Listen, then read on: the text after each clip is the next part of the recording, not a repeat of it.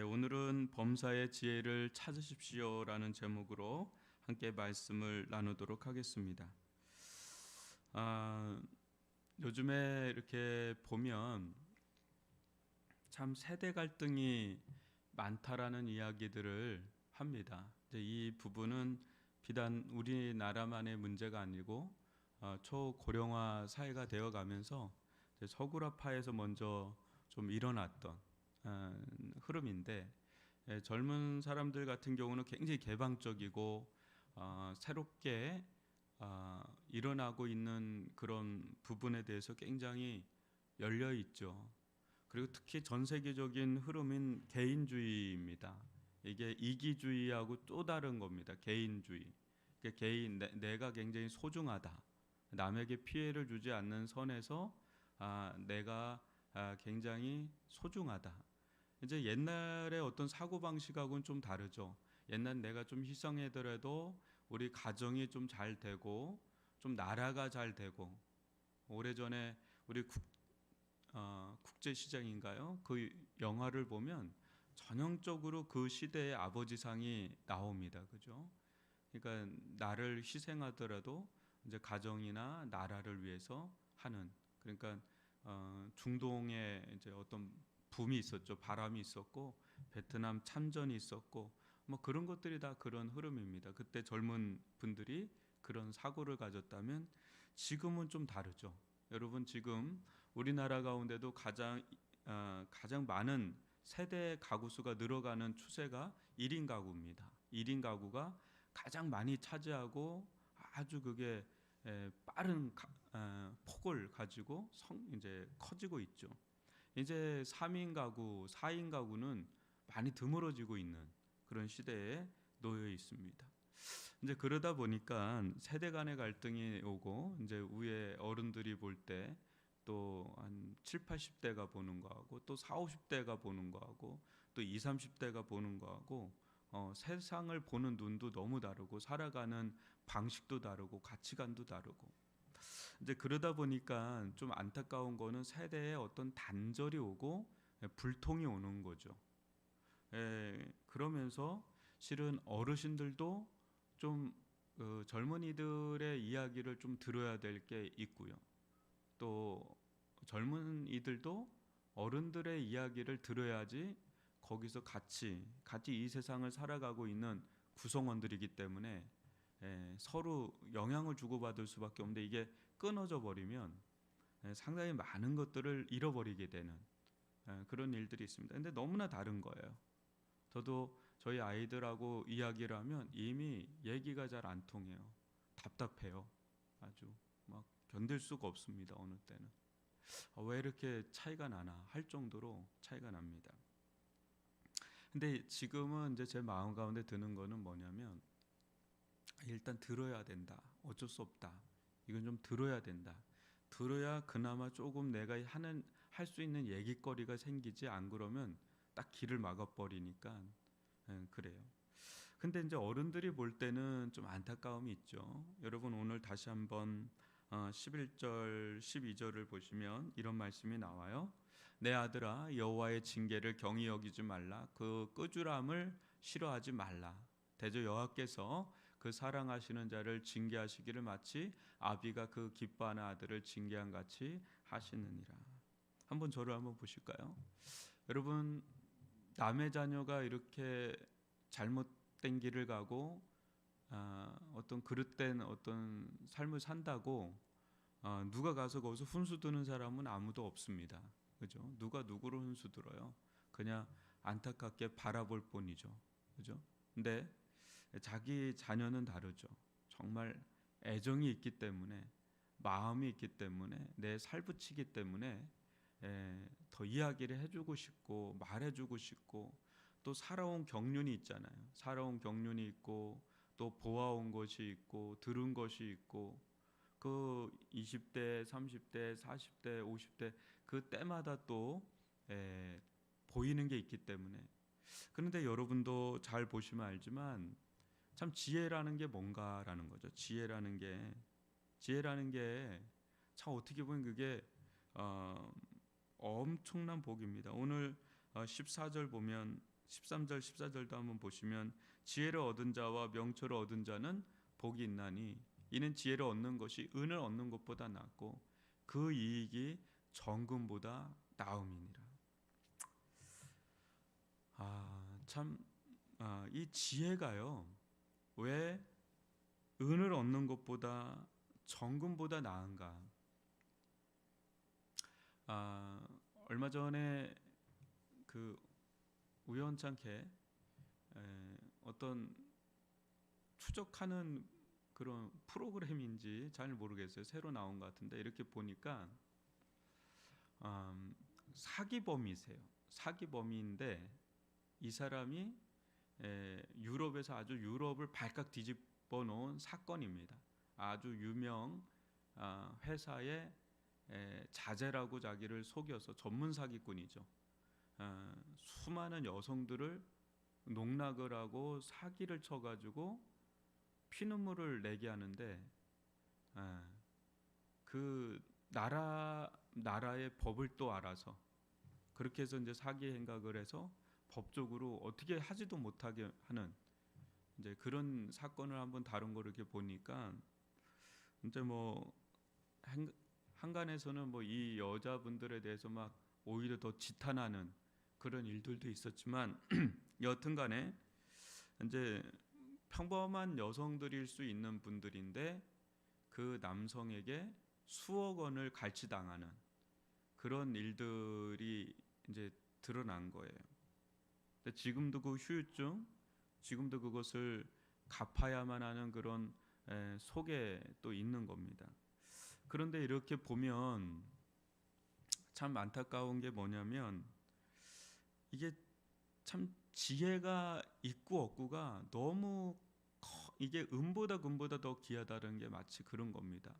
우리가 이제 사업을 할 때도 그렇고 또 이렇게 보면 인생 가운데 지금은 힘을 주면 안 되는 때가 있고 또 힘을 줘야 되는 때가 있고 함부로 하면 안 되는 때가 있는데 그런 지혜가 없을 때 은과 금과 같은 뭐 엄청난 손해를 보는 거는 둘째고 본인의 인생 자체가 완전히 망가져 버리는 일들이 하나 둘이 아닙니다. 그죠? 여러분들 유명인들 보면 알잖아요. 이제 공인이라고 할 수 있는 사람들 보면 그냥 잘 나가면 되는 사람들이에요. 그런데 거기서 삐딱선을 타거나 욕심을 부리거나 가거나 그러면 또 누구의 말을 듣고 그러면 그냥 와르르 무너지는 고명환이라는 개그맨이 있어요.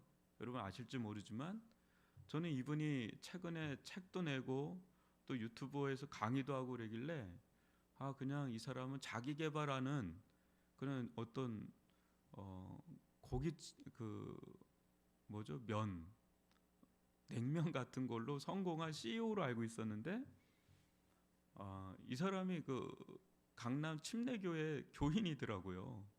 그래서 거기 목사님하고 그 부부가 또 연예인 부부잖아요.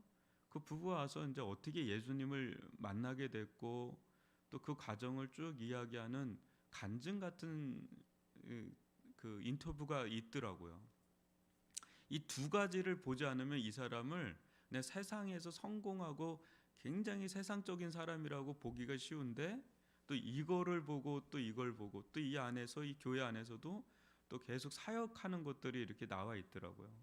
근데 이 사람이 하는 얘기가 뭐냐면 4번에 그냥 이렇게 실패를 했다 그래요. 사업을. 워낙 뭐 돈을 많이 벌었잖아요. 연예인들 한참 주가 올라갈 때는 그렇잖아요. 근데 그렇게 4번 망하면서 또 한번 교통사고인지 뭔지 거기 죽음에 가까이 들어간 다음에 이제 가까스로 산 겁니다. 이제 그런 과정 속에서 예수님을 만난 것 같아요.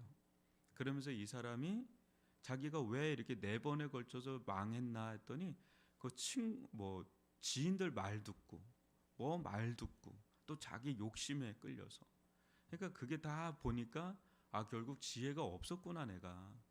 그러면서 한 1000권의 책을 워낙에 책을 읽던 사람이었대요. 근데 1000여 권의 책을 계속 읽으면서 이제 자기가 왜 잘못됐는지는 이제 다 보이더라는 거죠.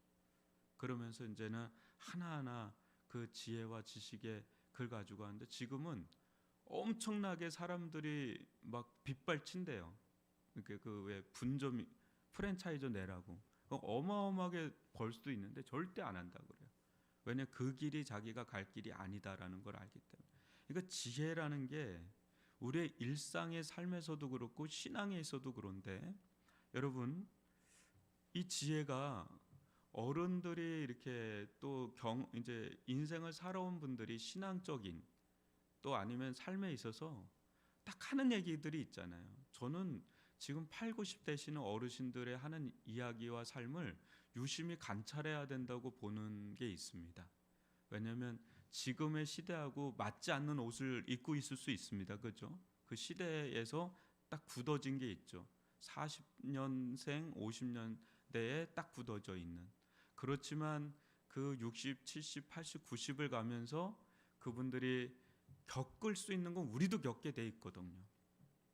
특별하게 우리는 다른 걸로 아예 다른 길로 가는 게 아니라 그분들이 보편적으로 겪게 되는 것들을 우리는 다 겪게 되거든요.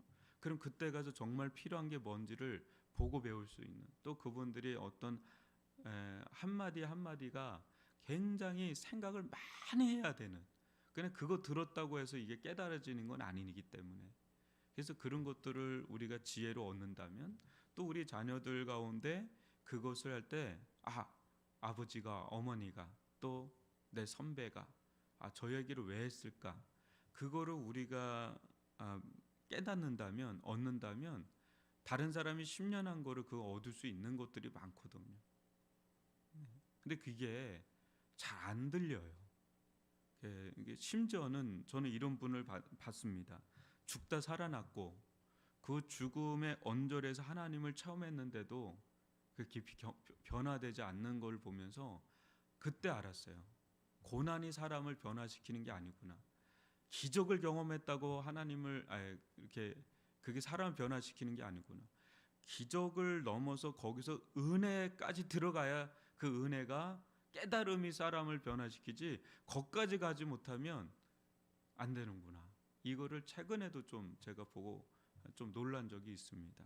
여러분 범사의 하나님은 우리의 아버지가 되셔서 또 징계도 하시고 또 꾸지람도 주시고 그거를 노여워하지 말고 왜 나를 이렇게 혼내나 왜 나를 징계하나 왜 나를 이렇게 꾸질르게 하나 뭐 이렇게 하면서 왜 그런지를 곰곰이 생각하면서 자신을 돌아보고 거기서 지혜와 명철을 얻는다면 그것은 은과 금보다 더 나은 겁니다. 진짜로요. 한순간에도 다 잃어버릴 수가 있어요. 한순간에. 브라이언 콥이라고 하는 그 전설적인 농구 선수 알죠? 마이클 조던을 능가할 정도의 사람입니다. 얼마 전에 작년인가 그냥 헬리콥터 타고 가다 그냥 사고로 그냥 끝났죠. 그러니까 인생이라는 게 어떻게 될지 모르는 겁니다. 근데 여러분 참 이 지혜와 지식을 얻는 거 특별히 우리는 삶의 어떤 지혜가 아니잖아요. 영적인 지혜와 지식은요.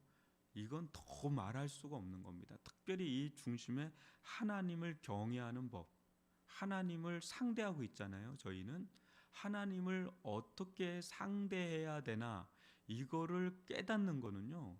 이 세상에서 가장 거대한 지혜입니다. 그리고 가장 귀한 지혜고요.